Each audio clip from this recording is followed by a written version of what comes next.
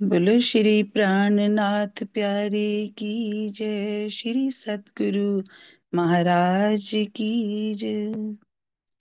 प्रथम लागू दो चरण को, धनिये न छुड़ायो किन। लाख तली लालेड़ियां, मेरे जीव के यही जीवन।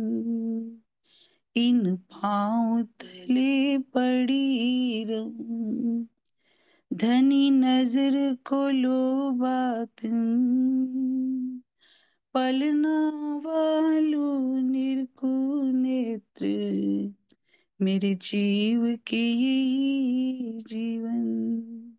मेरे जीव के यही जीवन।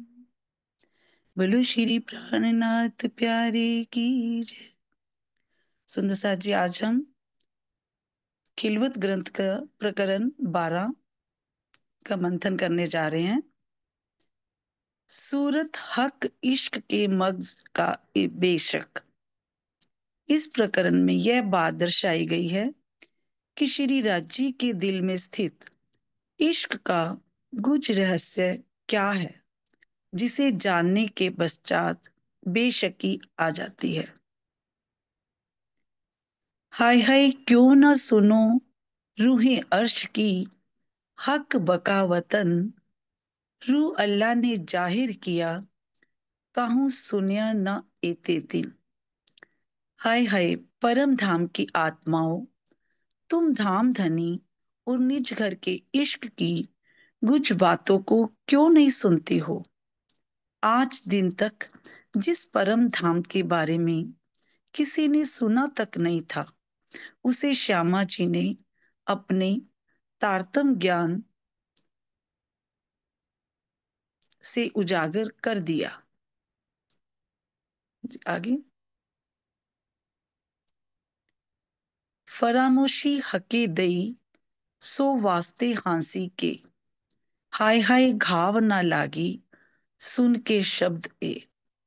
अपनी अंगनाओं पर हांसी करने के लिए ही धामधनी ने उन्हें माया की नींद में डाला है, किंतु हाय हाय कितने आश्चर्य की बात है कि इन शब्दों को सुनकर भी सुंदर साथ के हृदय में चोट नहीं लगती, यानी हमारे दिल में चोट नहीं लगती।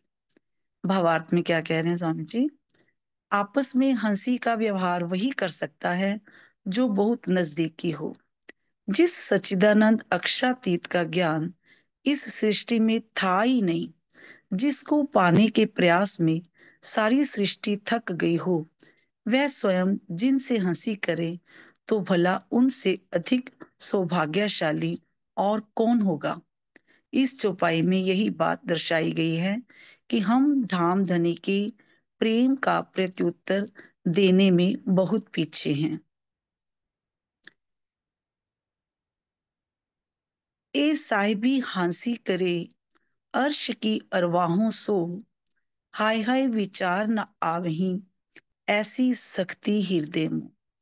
अक्षातीत प्राण वल्लभ अपनी अंगनाओं से प्रेम की हंसी करें और वे कुछ भी प्रत्युत्तर ना दें, तो यही कहा जाएगा कि उनका हृदय बहुत ही कठोर है, जो धनी के प्रेम के संबंध में विचार तक नहीं करती। ए साहिब किने न देखा, ना किन सुनया कान, ढूंढ गए त्रैगुण पर पाया ना काहू निदान।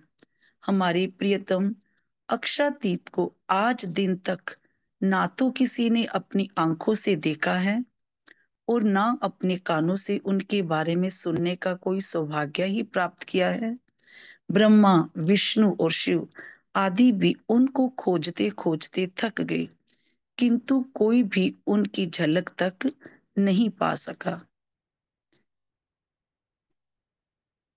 एक पल थे पैदा फना, कोट ब्रह्मांड नूर के, सो नूर सो नूर नूर जमाल के मुजरे आवत इत ए। अक्षर ब्रह्म के एक पल में करोड़ों ब्रह्मांड उत्पन्न होते हैं और लय हो जाते हैं। वही अक्षय ब्रह्म प्रतिदिन अक्षरातीत के दर्शन करने के लिए चांदनी चौक में आते हैं। सुंदर सा जी यहाँ पे यही बताया गया कि ये पार ब्रह्म का वो ज्ञान है जो आज तक ना ब्रह्मांड में आया, पहले कभी आया और ना उसके बाद कभी आएगा। यहाँ तक कि अक्षरातीत के सत अंग अक्षर ब्रह्म को भी इस परम धाम की लीला का कुछ नहीं पता था, कुछ ज्ञान नहीं है, कुछ लीलाओं का नहीं पता। ब्रह्मा विष्णु महेश भी थक गए इस ज्ञान को मतलब पाने के लिए, पार ब्रह्म को जानने के लिए। और हमें सब कुछ पता चलने के बाद भी क्या कह रहे हैं श्री मामती जी की हाय हाय, कि अभी तक भी हमें वो प्रेम नहीं आ रहा, हम धनी के दिल की बातों को समझ नहीं पा रहे, कि सब कुछ हमें पता चलने के बाद भी हम खांगड़ू बनकर बैठे हैं। यही बात अभी तक तो धनी हमें कह रहे हैं।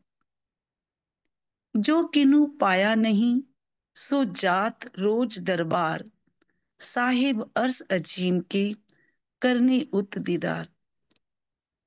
जिस अक्षर ब्रह्म को आज दिन तक कोई भी प्राप्त नहीं कर सका, वह प्रतिदिन श्री राज्य का दर्शन करने के लिए रंग महल के सामने चांदनी चौक में जाते हैं। भावार्थ, अक्षर ब्रह्म की पंच वासनाएं भी अक्षर ब्रह्म के मूल स्वरूप को प्राप्त नहीं कर सकी हैं। वे चतुष्पाद विभूति से आगे नहीं बढ़ सकी। बिना तारतम ज्ञान के कोई भी परम धाम या उसमें स्थित अक्षरधाम और अक्षर ब्रह्म का दर्शन नहीं कर सकता है। सो साहिब हांसी करे अपने मोमिन रूहों सो मिल, सो सुन के घाव ना लागी हाय हाय ऐसे बजर दिल। सबके साहिब वे अक्षरातीत अपनी अंगनाओं के साथ हांसी करते हैं। उनके अगाध प्रेम की इस लीला को सुनकर भी सुंदर साथ के दिल में चोट नहीं लग रही है। हाय हाय सुंदर साथ का दिल वज्र की तरह इतना कठोर क्यों हो गया है। क्या हंसी हुई है सुंदर साथ जी यहाँ पे, किस तरह की हंसी कह रहे हैं कि अक्षातीत अपनी अंगनाओं के साथ हंसी करते हैं। हाँ जी, सुनीता दीदी आप बताया थोड़ा सा, करो इस पे कि किस तरह की हंसी करने की बात की गई है। हाँ जी सुनीता, आ गए हो? पहले सुंदर साथ से पूछिए ना, सुंदर साथ क्या है? सुंदर कोई सुंदर साथ बताए। हाँ जी, सुंदर साथ जी कोई बता रहा है?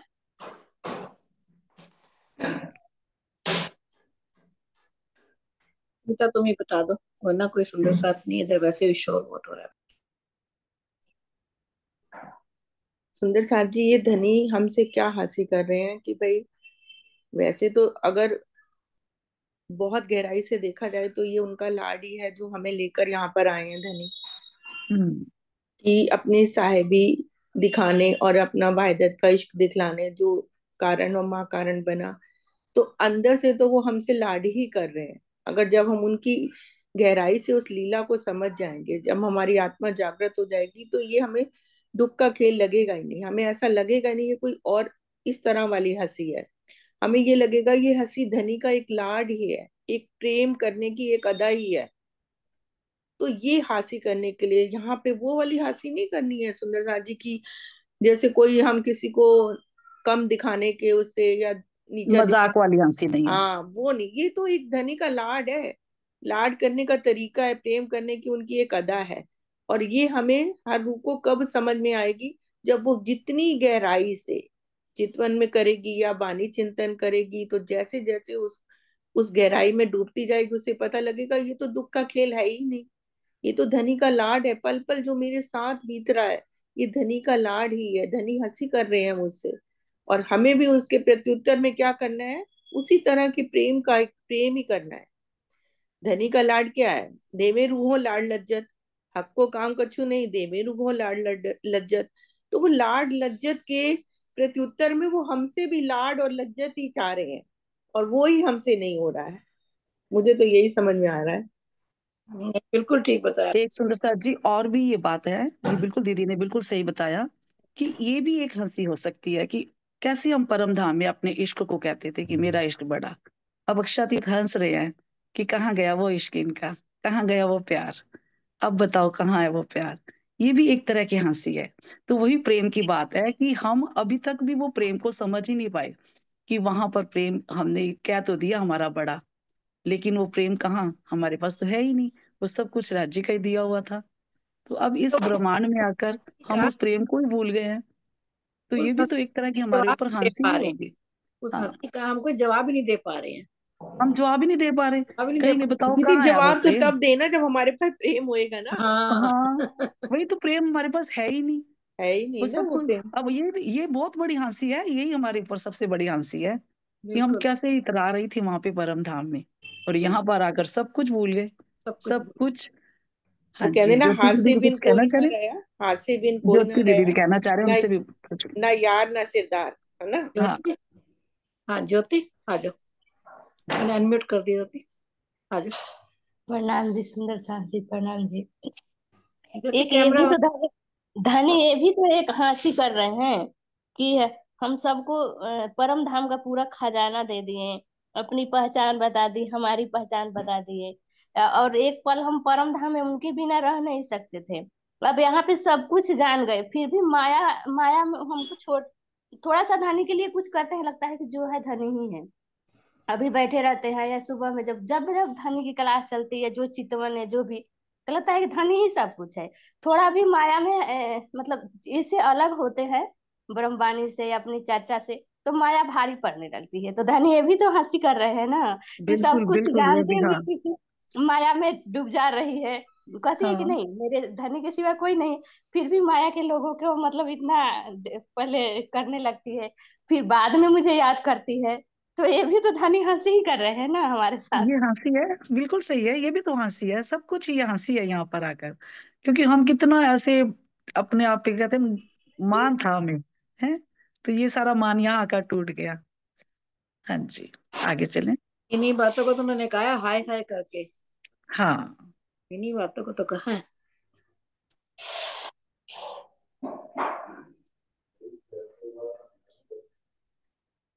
हाँसी करीब किन भांत की, फरामोशी दई किन, पर हाय हाय दिल ना विचारी, कोई ऐसा दिल हुआ कठिन।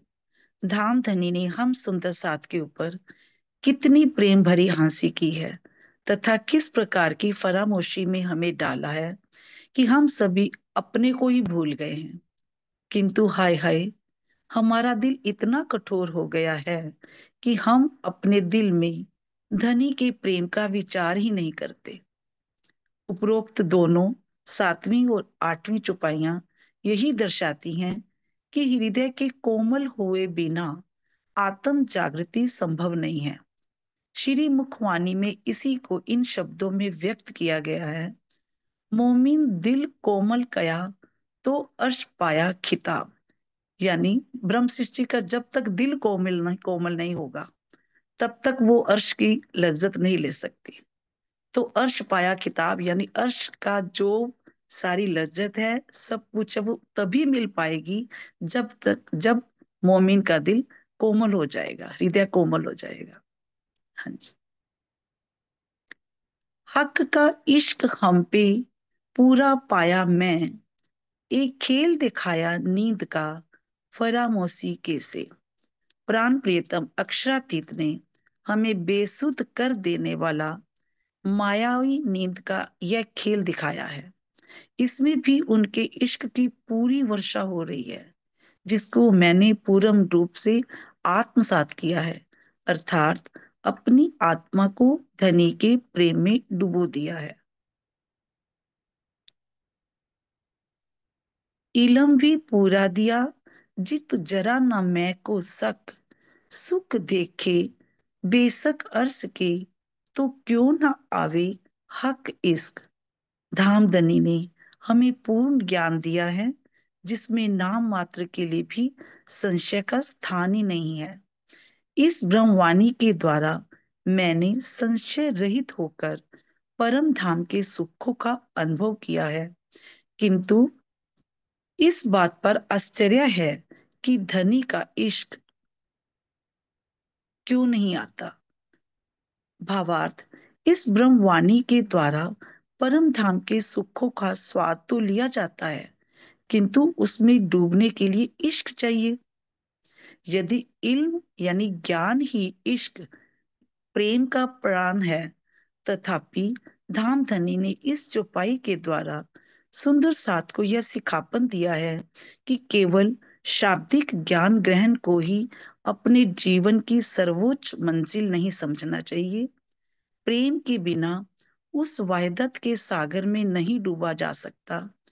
इसी तथ्य को धनी ने अन्यत्र कहा है, इल्मे लई हक लज्जत इश्क गर्क वाहिदत।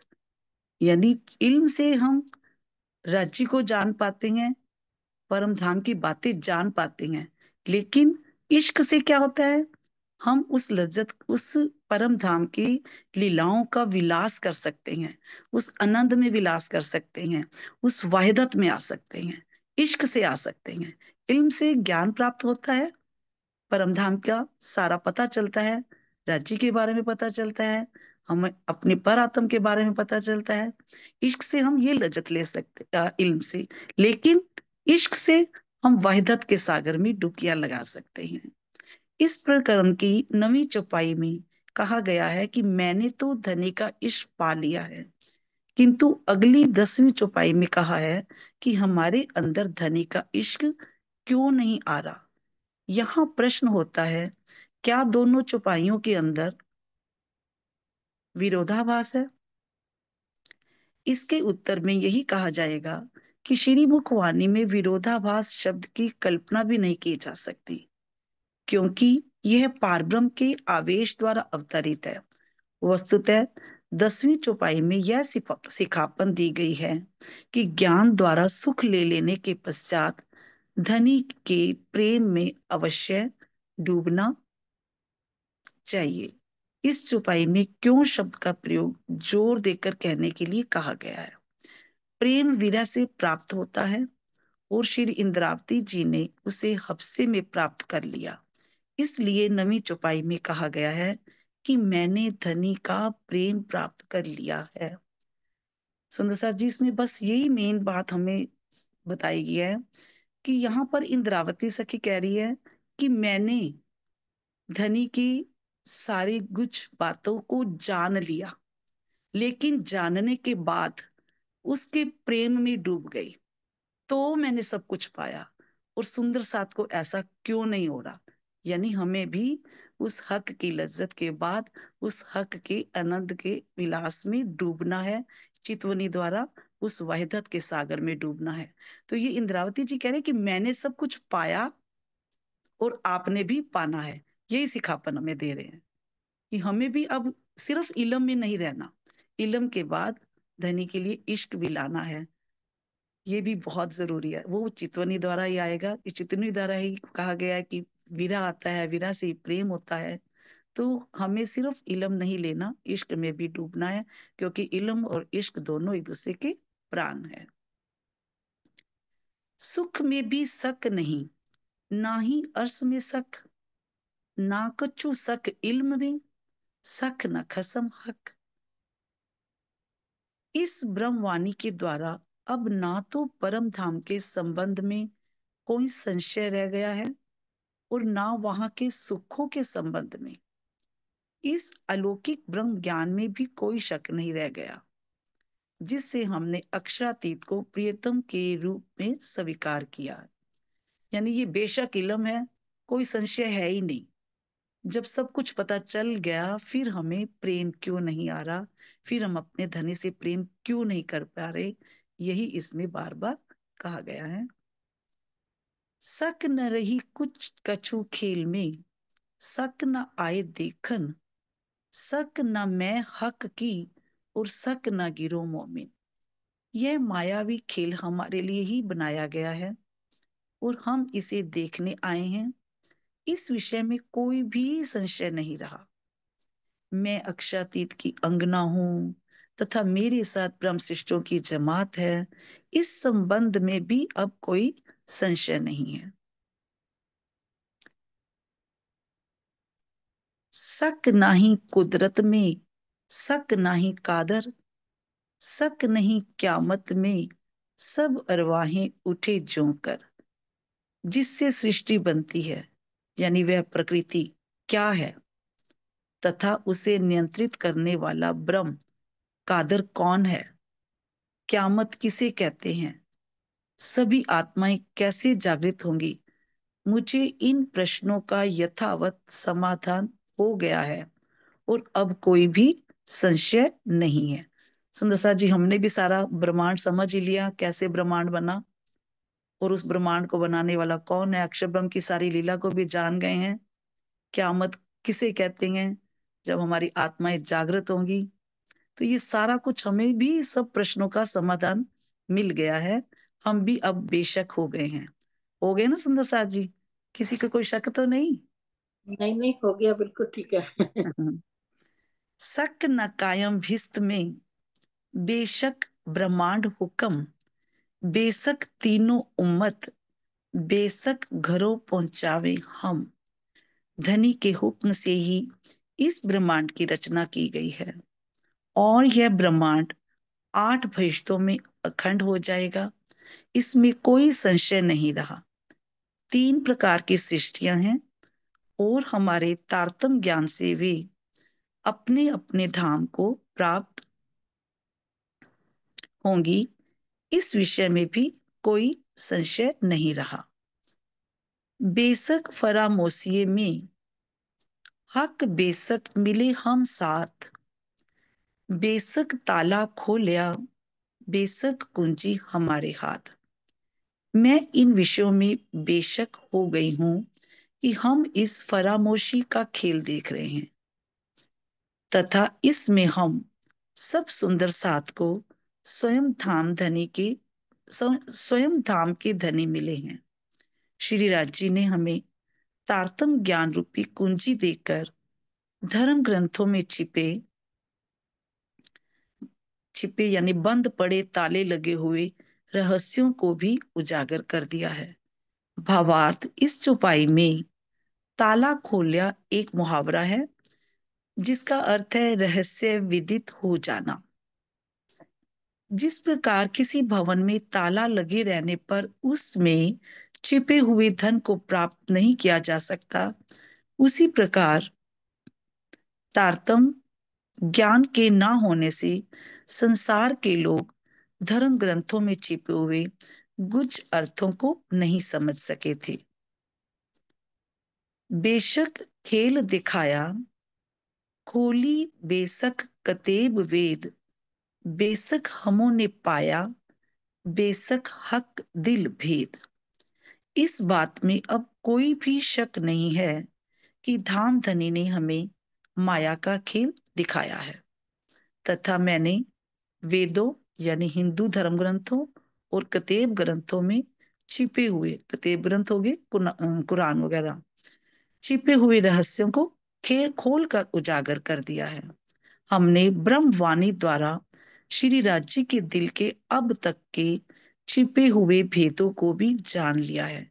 सुंदरसा जी, यहाँ पर जितनी भी ये बात कही जा रही है, जितनी भी चौपाइयां समझाई जा रही हैं, श्री महामती जी हमारे लेवल पर लाकर बात कर रहे हैं कि हमने ये किया, मैंने ये जानना, आपने जानना है। और जो हमने हमने वो शब्द हमारे सुंदर साथ के साथ मिलकर ये बात कर रहे हैं कि हमने ब्रह्मवाणी द्वारा श्री राज्य के दिल में, जबकि वो तो स्वयं साक्षात हम अक्षातीत हम का हकी स्वरूप मानते हैं उन्हें। पर यहाँ पर श्री मामती जी हमें हमारे लेवल पर आकर ये सारी बात समझा रहे हैं कि हमने ये उसमें बेशक इस बात से बेशक हो गए, हमने ऐसे राज्य के रहस्य को पता कर लिया, कैसे उन्होंने सब कुछ बता दिया। यानी वो हमारे लेवल पर आकर हमें समझा रहे हैं। फिर बाद में वो ऊपर ये भी कह दिया कि मैंने ये पाया, फिर कैसे मैंने धनी को पाया वो भी आपने पाना है। हमने ब्रह्मवाणी द्वारा श्री राज्य के दिल के अब तक के छिपे हुए भेदों को भी जान लिया है। हाँ जी, आगे। बेशक दो अर्शों की जरे जरे की, बेशक बेशक मेहिर मोमिनों पर, बेशक करी जो हक। अक्षरधाम तथा परम धाम के कन कन की शोभा तथा लीला के ज्ञान के संबंध में धामधनी ने हमें पूर्ण रूप से संशय रहित कर दिया है। प्रियतम अक्षातीत की ब्रह्म सृष्टियों पर पल पल अपार मेहर है। इस संबंध में अब कोई संशय नहीं रहा। सुंदर साथ जी, सबको समझ आ रही है ना? बड़ा सिंपल ही है चुपाइयाँ ये तो। हाँ जी कुछ दीदी। दीदी, हाँ कुछ दीदी, सुनीता दीदी, कुछ बात हो करनी हो तो बता देना, कर लेंगे। हाँ जी, हाँ जी, अभी तो सिंपल ही सब है। हाँ अभी सिंपल तो है ना। खाली बेशक ही कर रहे हैं अब हर बात हाँ से। हाँ, हाँ। सही बात है। हम्म। जो पैदा चौदह तबक में, जो कोई हुए बुजरक, अपने मुख कीने ना कया, जो हम हुए बेसक। 14 लोकों के इस ब्रह्मांड में आज दिन तक जितनी भी महान विभूतियां पैदा हुई हैं, उनमें से किसी ने भी अपने मुख से यह नहीं कहा कि हम पूर्णतया संशय रहित हैं। ये 14 लोक के ब्रह्मांड की बात करें, अब आगे बताएंगे कौन कौन से। भावार्थ, आज तक इस सृष्टि में बड़े बड़े ऋषि मुनि महर्षि संत अवतार भक्त ज्ञानी तीर्थंकर पैगंबर और फकीर आदि हो चुके हैं, किंतु तारतम ज्ञान के बिना कोई भी यह नहीं कह सकता कि हम अध्यात्म जगत के 6 अनादि प्रश्नों का संशय रहित उत्तर जानते हैं। वे 6 प्रश्न इस प्रकार हैं। ये कोई भी नहीं जानता प्रश्नों के उत्तर। किसी से भी सुंदर सा जी पूछ के देखिए, किसी के पास कोई जवाब नहीं है। ये जवाब सिर्फ हम दे सकते हैं। कितने सौभाग्यशाली हैं। मान होना चाहिए हमें अपने आप पर। मैं कौन हूं? मैं कहाँ से आया हूं? मेरी सुशील आत्मा दीदी का आपकी आवाज थोड़ी कट रही है। हाँ जी। आवाज थोड़ी कट रही है। कट आवाज रही थोड़ी है? कट के आ रही है। पता नहीं। कट रही है। नहीं, ठीक आ रही है दीदी। ठीक है, चलो हाँ, ठीक। ठीक आ रही है। ठीक है फिर, ठीक है, कोई बात नहीं। मेरे को लग रहा था कट रही है। मेरा होगा फिर या तो कोई। ठीक है ना, वे चलो दीदी। 6 प्रश्न इस प्रकार हैं। मैं कौन हूं? मैं कहाँ से आया हूं? मेरी आत्मा का अनादि प्रियतम कौन है? और वह कहाँ है? वह कैसा है? उसको पाने का वास्तविक मार्ग क्या है? सभी सुंदर साथ को इन प्रश्नों के जवाब तो पता ही होंगे। ये कोई हम पहली बार नहीं पढ़ रहे। पर देखो कितने सौभाग्यशाली है ना। ये बात किसी, देखो किसी को भी नहीं पता। सोचो कितने तीर्थंकर पैगंबर फकीर अवतार हो चुके हैं। तो आज भी कई बार स्वामी जी की चर्चा सुनते हैं कि आज भी हजारों सालों से ऋषि महर्षि बैठे हैं हिमालय की गोद में, तपस्या कर रहे हैं, ध्यान में बैठे हैं, लेकिन उनको मंजिल ही नहीं पता कि जाना कहाँ है, तो कहाँ से वो परमात्मा को पा सकेंगे। और हम अपने एसी कमरों में बैठ के अपने धनी को पा सकते हैं। बस पाया नहीं अभी, पर पा सकते हैं। सो बेशक मैं जानिया, ये बात तहकीक बेशक, मोमिन बेशक समझियो, बेशक बोले मैं हक। इस प्रकार मैंने ये बात निश्चित रूप से जान ली है कि उपरोक्त बातें पूर्णतया सत्य हैं। ये मैंने की जगह अब हमें हमारा अपना अपने लिए प्रयोग करना चाहिए कि हमने ये बात निश्चित रूप से जान ली है कि उपरोक्त बातें पूर्णतः सत्य है। हे सुंदर साथ जी, इस बात को अच्छी तरह से जान लीजिए कि मेरे अंदर से अब श्री राज जी की मैं बोल रही है, और उसमें किसी भी तरह का कोई संशय नहीं है। हाँ जी। केतिक मोमिनो हो बेशक, जो बेशक करो विचार, तो बेशक सुख अर्स का, इन तन बेशक ल्यो करार। हे सुंदर साथ जी, आप में से ऐसे कितने हैं जो पूर्णतः संशय रहित हो चुके हैं? सब सुंदर साथ जी हाथ खड़ा करेंगे। कौन कौन सुंदर साथ संशय रहित हो चुके हैं? हाँ जी। देखो बार बार क्या कहा जा रहा है, सारी वाणी में हमें बेशक किया जा रहे हैं, सारी बातें बेशक ही इलम की आ रही हैं। तो है किसी को संशय? मुझे तो नहीं लगता होगा संशय है। देखो सभी, हाँ बिल्कुल सब कोई संशय ही नहीं है। राजी ने इतना तो हमें हमारे अंदर डाल ही दिया है कि हम कौन हैं, कहाँ से आए हैं, हमारी आत्मा का प्रियतम कौन है, कैसा है। सब कुछ जान गए हैं। यदि आप बेशक होकर, आगे भी सुने सुंदर साथ जी क्या कह रहे हैं, यदि आप बेशक होकर इस ब्रह्मवाणी का चिंतन करें तो यह पूर्ण रूप से निश्चित है कि आपको इसी तन से परम धाम के सुखों की अनुभूति होगी होगी होगी, और आपके हृदय में शाश्वत शांति विराजमान हो जाएगी। जमानत ले रहे हैं हमारी। हाँ हाँ, देखो इंद्रावती सखी भी कैसे, मैं तो कह रही ना, हाँ, अपने लेवल पे, हाँ हमारे यहाँ साथ गारंटी खड़ी ले है। ली है। पूर्ण गारंटी। हमारे तो साथ खड़ी हैं। और देखो, जिनके अंदर पांचों शक्तियां, जिनको हम हकी स्वरूप मानने हैं, अब यहाँ कैसे नहीं कह सकते राज्य हमारे साथ नहीं है। तो राज्य हमारे साथ खड़े होकर पूरी गवाही ले रहे हैं, पूरी हमें कह रहे हैं ना कि हमें खड़े हैं भी, हाँ बिल्कुल आपको सब कुछ मिलेगा, सब सुखों की अनुभूति होगी बेशक इल्म का चिंतन करने से। हाँ जी, सीमा दीदी कुछ कहना चाह रहे हैं।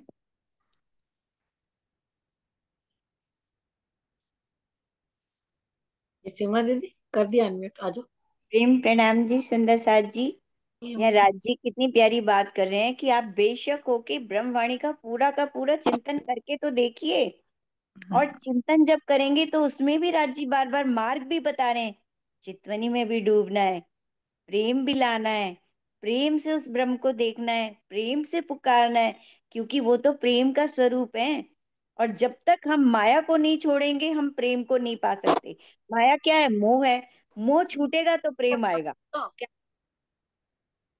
कैमरा भी दोनों ऑन में कर लो सीमा दीदी, काला काला लगा। ठीक है, दोनों में बस इतना फर्क है।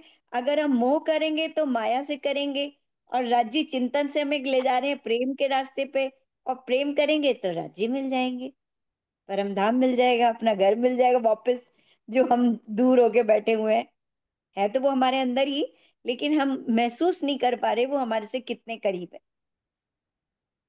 ना उस दिन चर्चा सुन रहे थे, कहते कि राची हमें देखो, माया का सुख मांगेंगे तो वो सुख मिलने के साथ दुख साथ मिलेगा। तो हम क्या देते हैं? दुख देते हैं। दुख हम जब माया का मांग रहे हैं तो वो दुख ही है, जो है ही दुख से उत्पन्न माया। तो हम उसको मांगेंगे तो दुख तो मिलेगा ही मिलेगा फिर।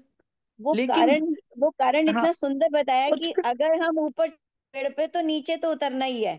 वो नहीं, वो कह रहे हैं कि अगर आई नहीं आएंगे। नीम का पेड़ बोओगे तो आम की अनुभूति कहाँ से हो जाएगी? यानी हम दुखों की चीज, जो सुख वहां सोचते हैं हम इस दुनिया में, हम उसको मांगेंगे तो उससे तो दुख ही आएगा। उससे कहीं हमें वही बात है ना कि नीम का पेड़ बोएंगे तो आम की अनुभूति कहाँ से होगी, आम की मिठास कहाँ से आ जाएगी? हाँ, कहते अगर आप राज्य से राज्य को मांगो, ना मिले तो बात है, फिर शिकायत है आपकी। राज्य से राज्य को मांगो, फिर नहीं मिलेंगे क्योंकि फिर शिकायत कर सकते हो। तो वो वो तो इसलिए इसलिए शीतल जी, क्योंकि वो कह रहे हैं कि यहाँ की हर चीज एक्सपायरी के साथ आती है, उसके साथ हाँ एक्सपायरी बिल्कुल, डेट लिखी है। आपने बिल्कुल सुख मांगा तो उसकी भी एक्सपायरी डेट है। वो इतने दिन तक सुख रहेगा तो उसके बाद दुख भोगना ही है। दीदी अपने इतने बिल्कुल, रिश्ते नाते हैं वो भी एक्सपायरी डेट है वाले हैं। सब जिसके लिए कुछ मरते हैं, एक्सपायरी डेट है। जिसके लिए अब मरते हैं, है ना। होते ही है। आप देखो, आपको किसी से भी प्रेम है, मैं नहीं हम्म। कह रही कोई भी है, चाहे हमें अपने पर पति से, अपने बच्चों से, सबसे बहुत प्रेम होता है हम्म, ये सभी को है ना। तभी लेकिन लेकिन वहां भी टकराव होता है। हम्म वहां भी, होता और किसी किसी का टकराव इतना ज्यादा बढ़ जाता है कि वो एक्सपायरी डेट जल्दी आ जाती है। सही बात है। चलो, हाँ जी आगे करो।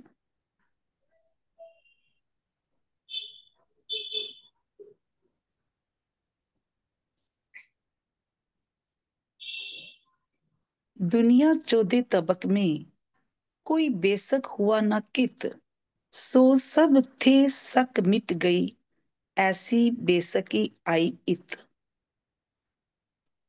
14 लोगों, ये पढ़ लिया था। आगे करो दीदी, ये पढ़ लिया था। ये भी पढ़ लिया था, मुझे लगता है पढ़ लिए छुपाई भी। हाँ, यहाँ पे एक कदम दिल कछु आवही, जब करे विचार दिल ए, हाय हाय ए समय क्यों न रया, इन हांसी फरामोशी के। जब दिल में इन बातों का जब दिल में इन बातों का विचार किया जाता है तो दिल में धनी के चरणों की कुछ झलक आने लगती है। हाय हाय, हमारी हंसी कराने वाली इस फरामोशी में आने से पहले मूल मिलावा में हमारी जो स्थिति थी, वह पूर्व स्थिति हमें पुनः क्यों नहीं प्राप्त हो जाती। इस चौपाई में भावार्थ में क्या कह रहे हैं? इस चौपाई में समय का तात्पर्य उस पूर्व स्थिति से है जिसमें परात्म का के तन पूर्णतः जागृत थे और वायदत के इश्क आनंद में मग्न थे। इस चौपाई में यही कामना की गई है कि हमारी आत्मा जागने की उस अवस्था में पहुंच जाए जिसमें आत्मा और परात्म में कोई भी भेद न रह जाए। सागर ग्रंथ प्रकरण 11 चौपाई 44 में इस संबंध में स्पष्ट रूप से कहा गया है। मुझे पता था यही चौपाई आएगी। अंतस्करण आत्म के जब ए रहे समाये, तब आत्म पर आत्म के रहे न कछु अंतराय। स्वामी जी ये चौपाई बहुत बार देते हैं कि जब हमारी आत्म के अंतस्करण में, यानी आत्म के मन चित्त बुद्धि अहंकार में, आत्म के वो परम धाम, वो परात्म सब हमारे अंदर समा जाएगा, तभी आत्म और परात्म में कुछ भी अंतर नहीं रहेगा। हाय हाय दिल में ना आवही, किस वास्ते हांसी भई, एक कारण कौन फरामोश को, ए दिल खोल किने न कही। हाय हाय सुंदर साथ के दिल में यह बात आती ही नहीं कि हमारे ऊपर हंसी किस कारण से हुई। यह बात किसी ने भी दिल खोलकर नहीं कही कि इस फरामोशी का कारण क्या है। अच्छा आगे चलो। समय न रहा किन वास्ते, कोई पहचान न वास्ते किन, इश्क हक के दिल का, हाय हाय पाए नहीं लक्षण।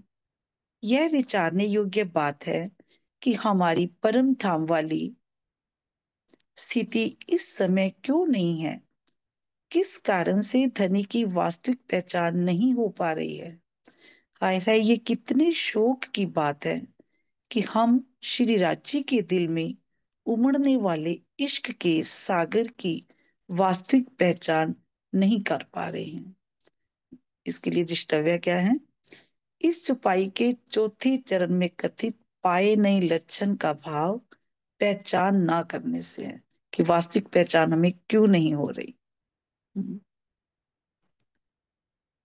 हम फरामोशी दे के ऊपर से जगावत, तरंग हक इश्क के, हाय हाय दिल में न आवत।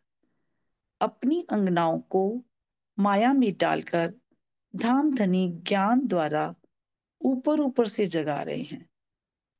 हाय हाय ये बहुत ही चिंतनीय बात है कि ज्ञान द्वारा जागृत होने के पश्चात भी हमारे अंदर श्री राज्य के इश्क रूपी सागर की लहरें क्यों नहीं आती। यद्यपि इश्क और इल्म एक दूसरे के प्राण है, फिर भी दिल में तब तक इश्क नहीं आ सकता जब तक इश्क के मूल अक्षरातीत की शोभा को दिल में न बसाया जाए। इस संबंध में परिक्रमा ग्रंथ का चौथा प्रकरण बहुत महत्वपूर्ण है, जिसमें यह बात दर्शाई गई है कि अक्षरातीत और धाम धनी की शोभा को दिल में बसाने पर ही संसार से संबंध टूटता है और धनी का प्रेम आत्मा के हृदय मंदिर में विराजमान होता है। इसका भी चौथा प्रकरण कहा गया ना, जैसे परिक्रमा श्रृंगार का भी चौथा। हाँ ये परिक्रमा का चौथा प्रकरण बताया। हमने सुबह पढ़ जो हम लिया पढ़ रहे हैं। जो हाँ पढ़ जी, लिया ना, जो पढ़ पढ़ चुके लिया, हैं, जो परिक्रमा के पढ़ पढ़ चुके चुके। हैं। हम्म। अपन ने सागर और श्रृंगार का पढ़ा है कि? नहीं नहीं, परिक्रमा का पढ़ दिया, श्रृंगार का पढ़ रहे हैं। अच्छा ठीक है ठीक है। धनिक और धनी का प्रेम आत्मा के हृदय मंदिर में विराजमान होता है। सागर ग्रंथ प्रकरण 11 चौपाई 46 में इसे इस प्रकार कहा गया है। ताथे हृदय आत्म के लीजे, बीच सात स्वरूप जुगल, सूरत न दीजे टूटने, फिर जाइए बल बल। बार बार धनी युगल स्वरूप की शोभा श्रृंगार को निहारना है, अपने आत्म हृदय में बसाना है और सुरता को टूटने नहीं देना। नहीं देना, सुरता ना दीजिए टूटने। सुरता ना टूटने दे। फेर का मतलब हर पल हमारे हृदय में, जैसे कहते हैं ना, आत्म के अंतस्करण में उस शोभा वो बस ही जाए। वस्तुतः पढ़ा हुआ और सुना हुआ ज्ञान अंतःकरण का विषय है, जबकि प्रेम अंतःकरण से भी परे होकर अंतर आत्मा में वास करता है। इस प्रकार यह स्पष्ट है कि धनी का प्रेम पाने के लिए युगल स्वरूप के ध्यान की प्रक्रिया अनिवार्यतः अपनानी पड़ेगी। यानी ज्ञान हमें जीव के अंतस्करण में आता है, ज्ञान हमारा मन बुद्धि चित्त उसमें आता है, लेकिन प्रेम आत्मा के अंतस्करण में, उसके साथ जो प्रेम का क्या कहा गया, उस मन चित्त बुद्धि अहंकार से भी परे है प्रेम, अंतःकरण से भी परे होकर करना ऊपर अंतरात्मा में वास करता है। इस प्रकार यह स्पष्ट है कि धनी का प्रेम पाने के लिए युगल स्वरूप के ध्यान की यानी चितवनी की प्रक्रिया अनिवार्य अपनानी पड़ेगी। खेल किया किस वास्ते दिखाया दुख, मिहिर प्रीत हक के दिल की, हाय हाय देखे न इश्क के सुख। ये प्रश्न होता है कि धामधनी ने माया का ये ब्रह्मांड क्यों बनाया, उन्होंने अपनी अंगनाओं को दुख की लीला क्यों दिखाई। इसका उत्तर तो यही है कि हमारे प्राण वल्लभ अक्षातीत ने अपने दिल का प्रेम दिखाने के लिए ही अपनी मेहर से यह दुख का खेल बनाया और उसे दिखाया। किंतु हाय हाय सुंदर साथ जागृत होकर धनी के प्रेम के सुखों की अनुभूति क्यों नहीं करता। हमें यहाँ के दुख भी प्यारे लग रहे हैं, दुख का खेल भी प्यारा लग रहा है, तो वहां की जो अखंड सुख है उसकी अनुभूति हम कर ही नहीं पा रहे। किस वास्ते हल्के जगावत, ऊपर करत बहुतक शोर, हाय हाय ए सुध कोई ना ले सके, हक के इश्क का जोर। क्या कारण है कि धामधनी सुंदर साथ को बहुत धीरे धीरे जगा रहे हैं, जबकि जगाने के लिए वाणी द्वारा बहुत अधिक शोर मचाते हैं। हाय हाय श्री राज्य के दिल में छिपे हुए प्रेम की इस लीला की सुध किसी को भी नहीं है। भावार्थ, ब्रह्मवाणी द्वारा सुंदर साथ को जागृत होने के लिए बार बार प्रबोधित करना ही शोर मचाना है। यदि धामधनी चाहे तो एक पल में ही सबको जगा सकते हैं, किंतु धीरे धीरे जगाने का कारण यह है कि सुंदर साथ माया में बैठे बैठे एक तरफ तो परम धाम का स्वाद ले और दूसरी ओर इस संसार को भी अच्छी तरह से देख ले, जिसकी इच्छा उन्होंने परम धाम में की थी। यह भी धनी के अगाध प्रेम की लीला का एक अंग है। सही बात है, संज में पिलाएंगे, कुप्पा टूट जाएगा, जैसे अनिल जी कह रहे हैं। सही मूलतः बात है। देखो, मूलतः सुंदर साथी एक ही बात आ रही है कि धनी हाँ जो भी दिखा रहे हैं उसमें प्रेम ही निहित है। छिपी हाँ। हुई लीला जो भी दिखा रहे हैं वो धनी के अंदर जो लाड और लज्जत और जो प्रेम के सागर हैं वो ही दिखाना चाह रहे हैं। इसीलिए वो धीरे धीरे कहीं फिर ना खेल मांग ले, भाई पहले भी मांग के आई ब्रिज में, अब अच्छी तरह से देख भी ले और सच में पिला रहे हैं। और उनको संजय पता है सच, ना ये कांच का कुप्पा टूट जाएगा, हाँ इसलिए। संजय पिलाने का भी मतलब यही है कि हाँ एकदम से जैसे अब भाव सिंह राजा, वो बीतक में भी प्रसंग आता है ना सुंदर साथ जी। भाव सिंह ने कहा कि मुझे रास की लीलाएं देखनी है या मुझे रास दिखाइए, तो तब मैं युद्ध के लिए तैयार लड़ूंगा, वही औरंगजेब से युद्ध करने के लिए तैयार होऊंगा। तो वो अभी शिव जी ने उनको मना किया लेकिन वो माने नहीं, तो दिखाया, तो देखिए उनका तन छूट गया ना उसी टाइम। तो वो कह रहे कि अभी पात्रता नहीं थी उनकी, भाव सिंह की बनी नहीं थी, और उनको जबकि वो ईश्वरी सृष्टि में आते हैं। तो वही है, अभी हमें भी वो पात्र बना रहे हैं, धीरे धीरे पिलाने का मतलब यही है, धीरे धीरे सन में कि अभी वो हमें तैयार कर रहे हैं कि कांच का कुप्पा कहीं ये शरीर ही ना छूट जाए ना, कि अभी जितनी सही। पात्रता बनेगी उसके अकॉर्डिंग ही तो देंगे ना धन। क्योंकि धनी जागृत तो उन्हें पता है कि इसके अंदर कितना प्रेम आ गया है, अभी इसको कितनी ये परसेंटेज है प्रेम की या माया की तरफ ही लगी हुई है। और मांग तो सभी यही चाहते हैं कि हमें धनी दिख जाए। आज जितने भी सुंदर साथ बैठे हों, अगर उन सामने धनी आ जाए, हम सब यही कहेंगे ना। धनी पूछे क्या चाहिए, मुझे तो बस आपको ही देखना है धनी, आपको ही देखना है। आप यही कहेंगे ना सब, आप कोई माया की चीज तो मांगेंगे नहीं।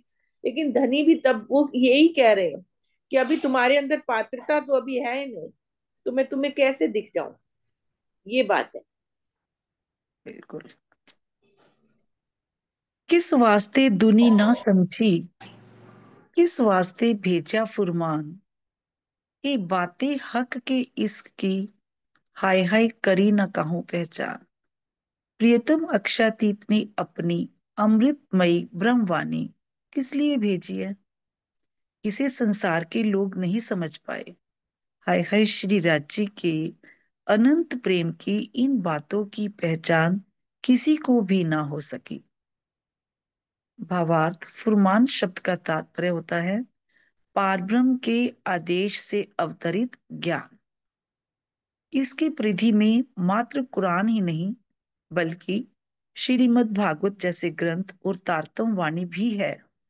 श्री मुखवाणी में स्पष्ट कहा है, फुरमान दूजा ल्याया सुखदेव। ये श्रीमद् भागवत की बात कही है। इस 29वीं चौपाई में फुरमान शब्द ब्रह्मवाणी श्री कुलजम स्वरूप